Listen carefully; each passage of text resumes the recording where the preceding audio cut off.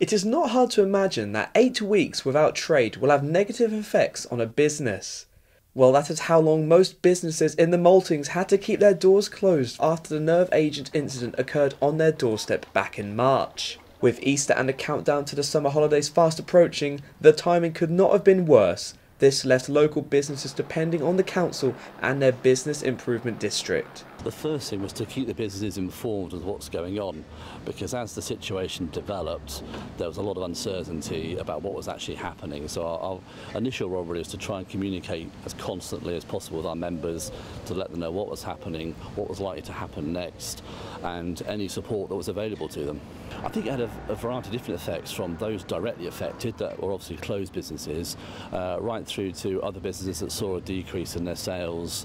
As we know, footfall during the initial period in the city was down at that particular time. Following on from the issue that people began to thought would never end, proven resiliency from the city seems to be a big positive to take from the proceedings. I think there was certainly an effect, but it's a lot like life. You've got to flip it. So we have had a situation which has really made people stop and think, and it has affected some businesses. But with Salisbury, we're resilient. You know, it's made people stop, think. I know businesses that have adapted and changed the way they're doing things, and we're coming out the other side now. And as businesses and as residents, we've got to fall back in love with our city and support Salisbury. Footfall was down initially, but I would check with our train station, because the footfall through there is amazing. That's not just commuters, it's visitors. Personally, I'm seeing a lot more tourists wandering around our city, and our residents, they're coming back in again. It was in the Maltings where Sergei Skripal and his daughter Yulia were first found unconscious 100 days ago.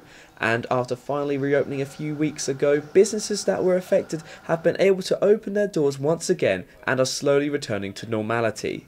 It's definitely improving, not quite there yet, but we've seen a massive improvement in our trade. Our footfall location is working out better for us now, and we're seeing a lot more people coming back who were first put off because of the whole incident. Not being able to open was not the only issue shops around the Maltings faced. The Conquer boutique had plans to move store earlier in the year, but could only go through with the move this past Sunday. Well, we looked at moving back at in the new year, and we were just sort of putting plans together, business plans, etc. And then everything went on hold. I think the whole of Salisbury went on hold to try and survive, I think, as much as anything. And then when things became obvious that the cordons were coming down and that the police weren't going to be in attendance as much, etc., we just decided to take a leap of faith and move on. The long-awaited reopening of the Maltings was a big step for the city, but it was not only this area that was affected. Take a trip down Market Walk and you will come across local restaurant Zizi's that had to close its doors and still has not opened them after it was reported the Skripals went there for food on the day that they collapsed. The worry this placed upon the locals of the city did affect other businesses nearby. It's affected us quite drastically.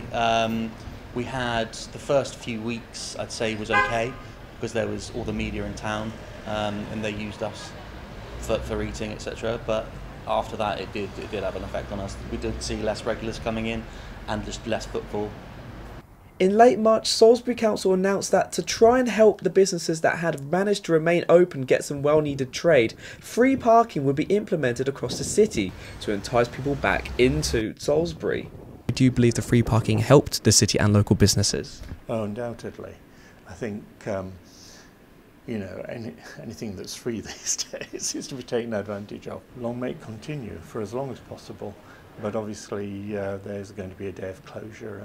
Efforts of support have rained in for the city's shops from Salisbury Council and even the government, who made £2.5 million available to support business in Salisbury during the primary investigations.